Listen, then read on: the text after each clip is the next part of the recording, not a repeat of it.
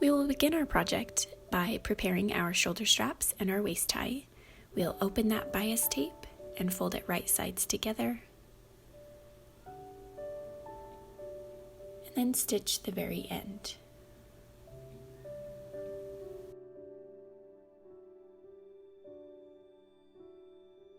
Lifting my foot with my needle down and pivoting just to go back over those stitches, make sure they're really secure.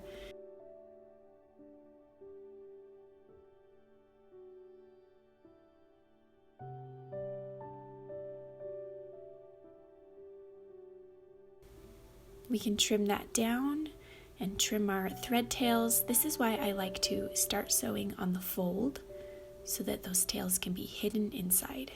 We will turn our bias tape right side out and poke out the corner.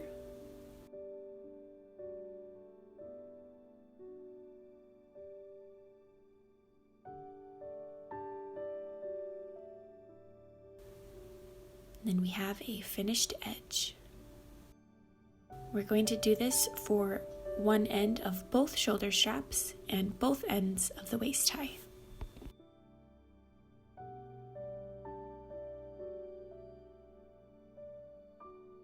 Once we have the waist tie finished, we can set that aside for later.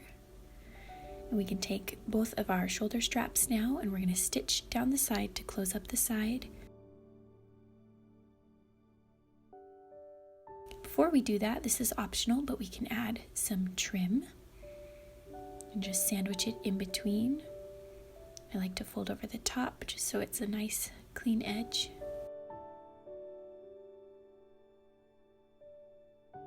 If we add trim to our straps, we want to make sure that they are alternating sides. Line that up inside and stitch all the way down. I was saying we want to alternate, so I know that this is going to be my left side strap. It has the fold of my lace back here, and the lace will be facing away from the neck. So this is going to be my right side, and I will just line it up and fold the lace the opposite way than I did last time, basically. And then I'll top stitch down here.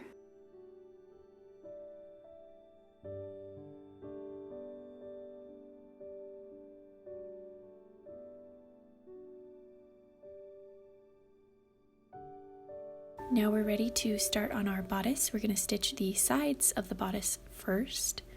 We can stitch our die line onto the stabilizer.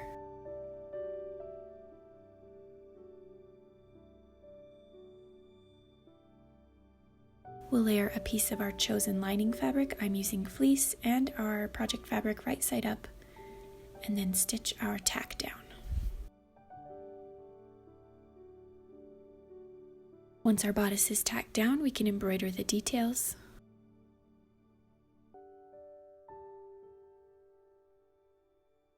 The cameo side has 2 lines of stitching instead of embroidery. To add trims, you can add 1 large trim or 2 smaller trims. And after we embroider our details, we are going to stitch the guideline for our strap placement.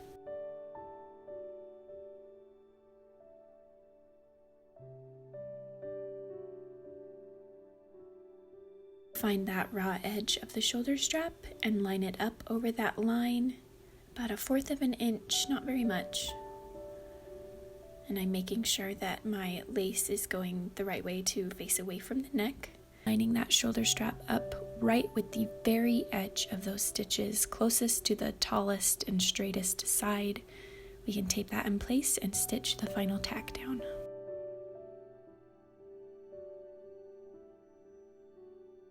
We will add a piece of fabric right side down over the area and stitch the final outline. It will stitch the top and one side.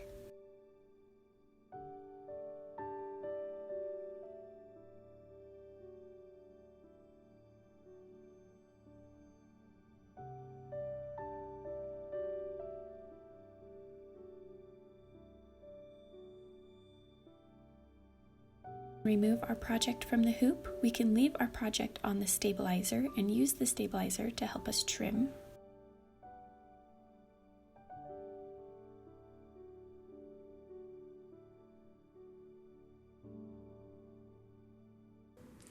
So now I can slide that out of the way and cut right at the bottom here.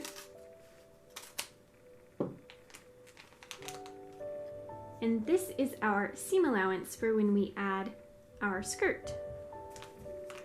All right, so then we can remove our stabilizer. Now that we have our piece all cut out, we can turn it right side out.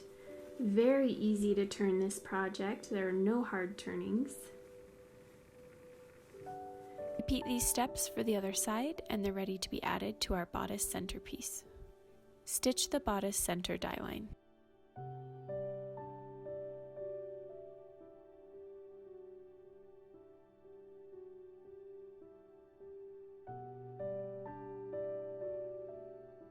Our next steps, if we were stitching a bodice that had a solid center, we would layer a piece of our lining and then our outer fabric right sides up.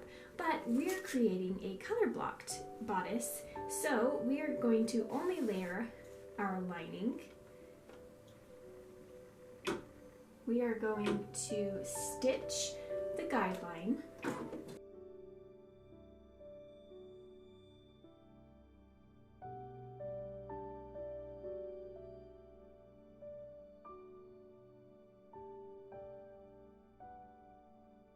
Once we have our guideline for our color blocking, we're going to layer the bottom color over that line just a little bit. You don't want to catch too much fabric in there, about 1/4 of an inch, I'd say, over that line.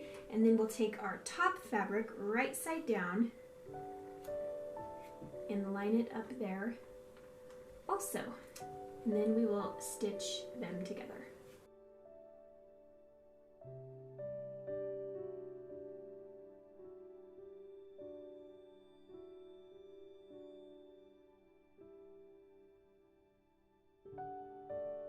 We have those joined, we'll just flip our top fabric up and then stitch the tack down.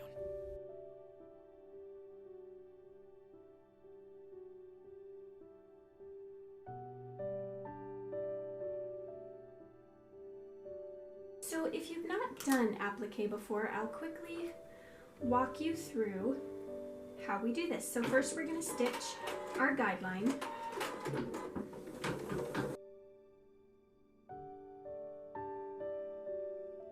We've stitched our guideline, we'll layer fabric over that area and stitch our tack down.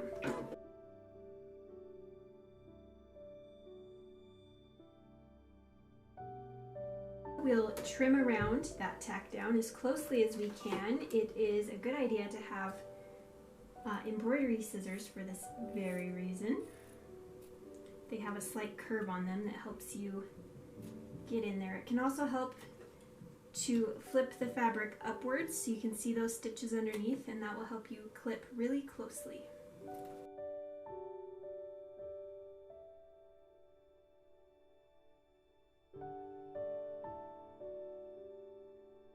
Now that we've cut around that, it's going to stitch a zigzag stitch all the way around, and this will be good for us to see if we've trimmed enough.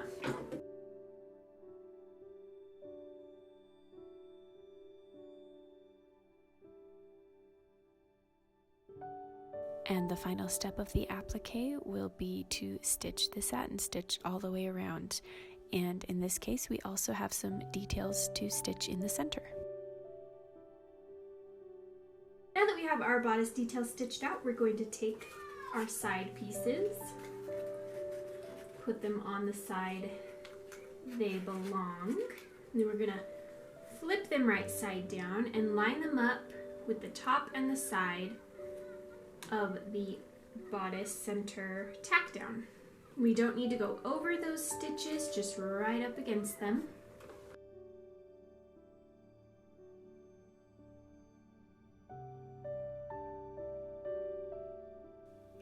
Once our side pieces are tacked down to our center bodice, if we're creating a sweetheart bodice, we will want to fold over the very top of those sides, just underneath themselves, just a little bit, and tape them in place so that they are not caught in the final stitch around. to complete our bodice. The empire sides will naturally just be shorter than the top of the bodice, so we don't need to do anything extra with those. But if you're creating a sweetheart bodice, you'll want to fold those under and tape them in place. Layer a piece of backing fabric right side down over the stitching area and stitch the final outline. And then we will remove our project from the hoop.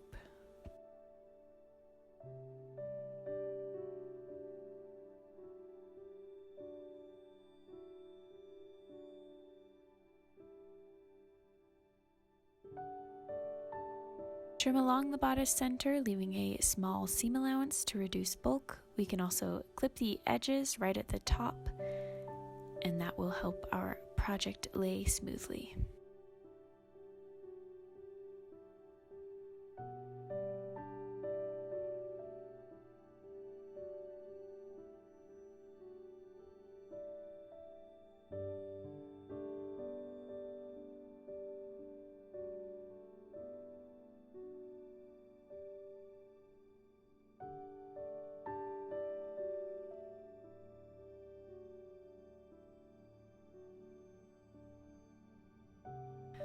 Turn the project right side out, poke out the corners, and then we're ready to add our skirt.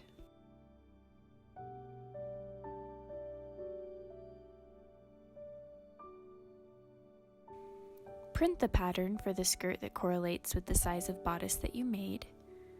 We'll fold over the edges of our paper, or we can trim them and line up the circles and tape in place.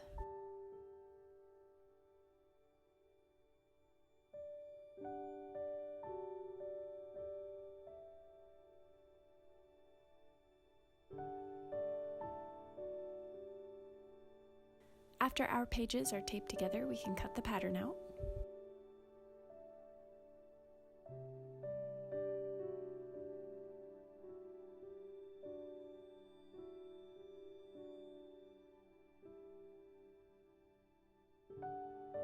And then we can cut our fabric, lining our pattern on the fold of the fabric.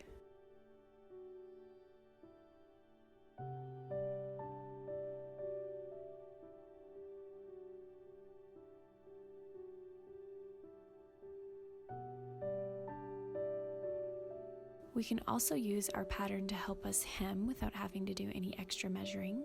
To create our bottom hem, we can fold the bottom of our skirt up to the dashed line on our pattern and iron it down. Try not to iron over your paper just in case the ink transfers, especially if you're using an inkjet printer.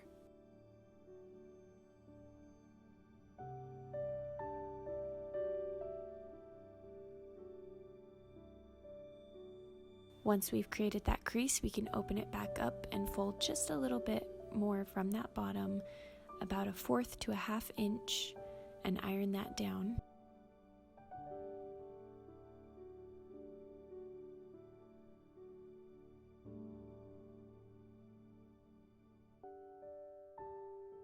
And then we can fold our original crease back up, and we will have our bottom ironed to hem.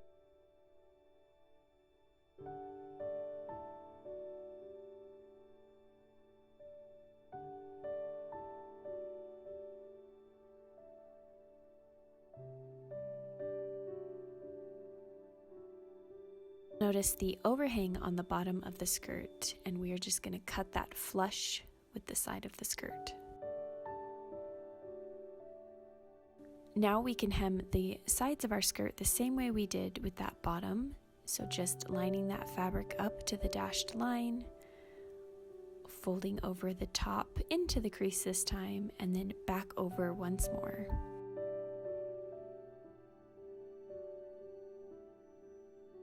At the very bottom, there will be some more overhang. We're just gonna open our fold back up once, fold that in, it will make a little triangle, and then back over. And now we have a point, and we can iron that in place or pin it in place. Now for the opposite side, instead of flipping this paper over, which you'll need to do so that it matches this side, instead of trying to see the line through this paper, what we can do is fold our paper up to that dotted line We've folded our paper. We can fold our fabric over to meet the very edge of that fold. And then iron it in place.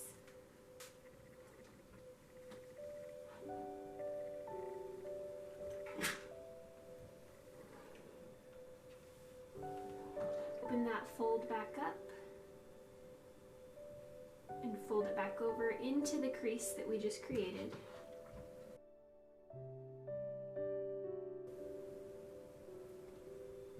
And back over again.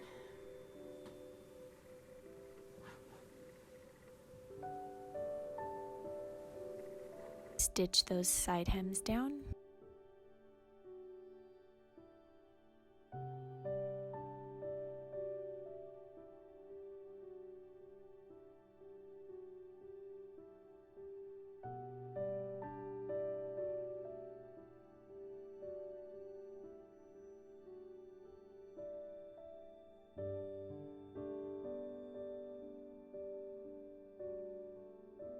And you can see our finished edge there.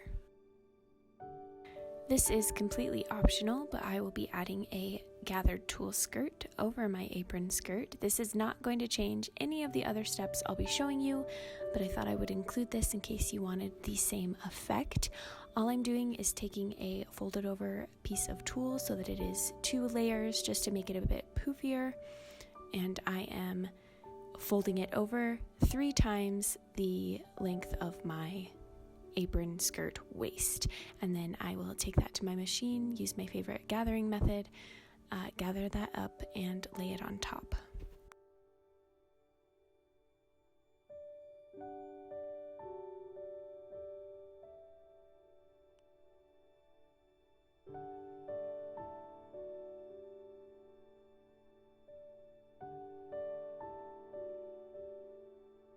And to turn my skirt right side down. I'm going to fold it in half to find the center, and I'm going to finger press that so that I can see a crease on the other side. And if you don't have a tulle skirt, these are going to be all the same steps. We want to find the center of that skirt and lay it face down. Alright, I don't know if you can see my crease on the camera, but I can see it. So then we're going to take our bodice and do the same thing. We'll find the center. And we want it to be face up. So we want wrong sides together. So we're going to see the wrong side of our skirt and the right side of our bodice.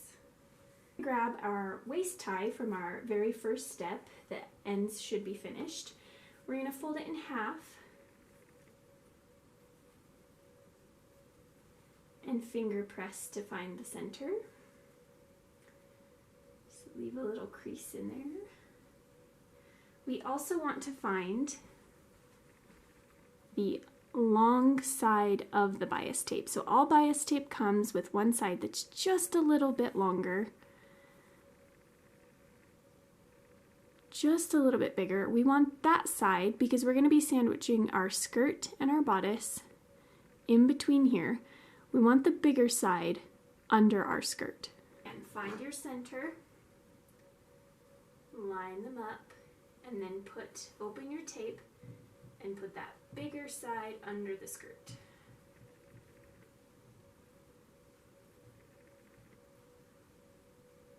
When we're sandwiching our skirt and bodice in between the bias tape, we want to bring the bias tape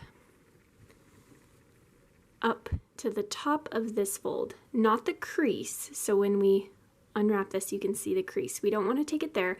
We just want to take it to the bottom of this flap and line them up there. This is going to reduce the bulk when we top stitch. So we'll line everything up with that top flap, not the crease. Fix my skirt under here. And then we're just going to fold it right on top and pin or clip in place.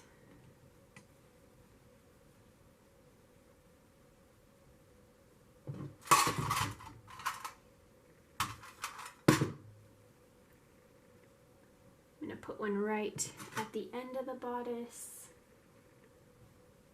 on both sides, the end of the skirt,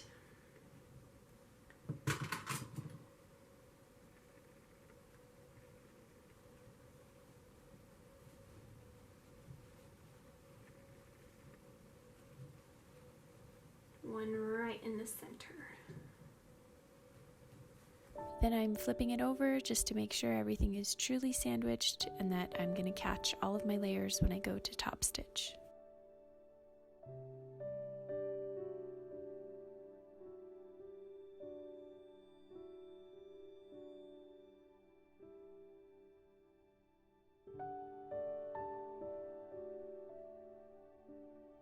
Starting from one end of the waist tie, stitch all the way down to the other side.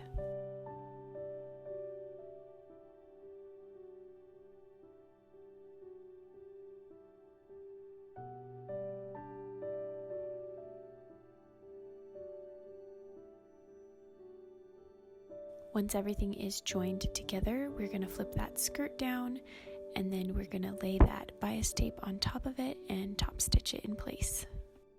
Starting from one end of the skirt this time to the other end of the skirt, we're going to top stitch that bias tape in place, and again we're going to pull it taut so that it doesn't wave or cause wrinkles.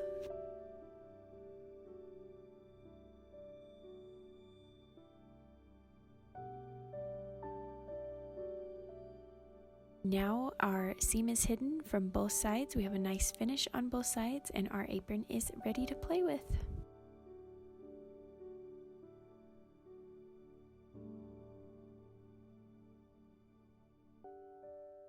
This is such a fun project with so many opportunities to have your own creative spin on it. I hope that you love it.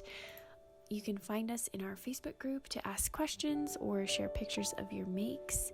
And until next time, guys, keep it cute.